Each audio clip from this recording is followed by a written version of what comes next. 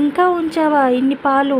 నేను తెచ్చేది ఎందుకు, పడేయనికి, ఖరాబ్ అయ్యడానికి అంత దూరం నుంచి తీసుకొచ్చి అట్లే పెట్టినావు అని అంటారు మా వారు.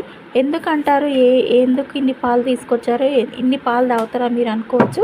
అయితే ఆ వీడియో ఫుల్గా చూడండి, చెప్తాను ఎందుకు తెస్తారు, ఎందుకు ఇన్ని పాలు యూజ్ చేస్తున్నాం అనేది.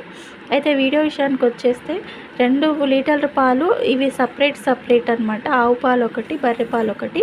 ఇంకా నేను బర్రె పాలు తీసుకుంటున్నాను అనమాట. ఈ బర్రె పాలు వచ్చేసి పెరిగేయమని చెప్పి, ఆవు పాలు వచ్చేసి తాగడానికి ఉంచు, అదే పాలు కాసి పెట్టు అని చెప్పి ఇచ్చారు మా వారు. ఇంకా అయితే తెచ్చిన రోజే మళ్ళీ తెల్లారి కనిపిస్తే చాలు ఫ్రిడ్జ్లో పెట్టి ఇట్లనే ఉంచావు, పాలు ఖరాబ్ అవ్వవని, వేస్ట్ చేస్తావు తెచ్చినాక నేను అంత దూరం నుంచి తెస్తే అని చెప్పి తిడతారు. ఇంతకు ఎక్కడ నుంచి తెస్తామో చెప్పలేదు కదా. ఎప్పుడు ఏం తెచ్చుకోము. ఊరు సైడ్ వెళ్తే మాత్రం మా వారిలా న్యాచురల్గా వాళ్ళు పిండిన పాలు తీసుకొస్తారనమాట. అప్పుడు తెచ్చినప్పుడు ఇంకా దాన్ని వేస్ట్ అయినట్టుగాని ఒకరోజు ఫ్రిడ్జ్లో కనిపిస్తే తిట్టే మాటలు మా వారివి. అయితే ఇంకా నేనైతే వేస్ట్ అవుతాయి అంటున్నారు కదా, 1/2 లీటర్ పెరిగేసా. ఇంకా నేను అయితే ప్రయోగానికి పూనుకున్నాను. అదేనండి, పన్నీర్ ప్రిపేర్ అయితే చేస్తున్నాను. ఫస్ట్ టైం చేస్తున్నాను. ఎలా వస్తుందో, ఇలా పూసగా అయితే కనిపిస్తుంది కదా, ఇలా అయితే వచ్చింది. నేను ఇంట్లో ఉన్న నిమ్మకాయ తీసుకొని ప్రయోగాన్ని అయితే చేశాను. ఇంకా బాగా మరిగిన పాలలో నిమ్మకాయ పిండి ఇలా పూసగా అయింది.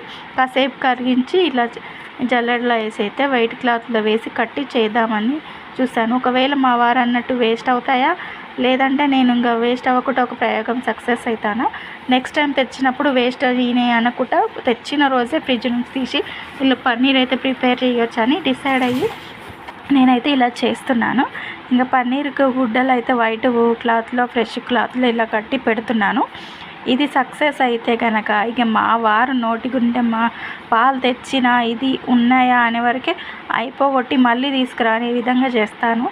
ఇంకా ఇట్లయితే ఒకవేళ సక్సెస్ కాకపోతే ఇక మళ్ళీ యథావిధిగా మళ్ళీ 2 రోజులు ఫ్రిడ్జ్లో పెట్టి తాగాల్సిందే.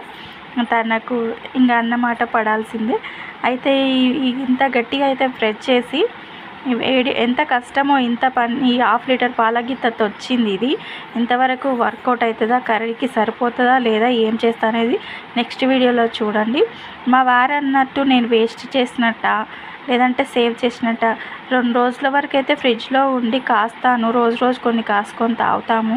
మా పాపకు కూడా తాపుతాను, పెరుగు కూడా చేస్తాను అనమాట. వేస్ట్ అవుతుందా ఈ ప్రయోగం సక్సెస్ అయితే నెక్స్ట్ టైం పాలు అయితే మిగలకుండా చేస్తాను. అయితే ఈ వీడియో నచ్చితే లైక్ అండ్ సబ్స్క్రైబ్. నెక్స్ట్ వీడియోలో పన్నీర్ ఏం చేస్తాననేది చెప్పేస్తాను. Thank you for watching.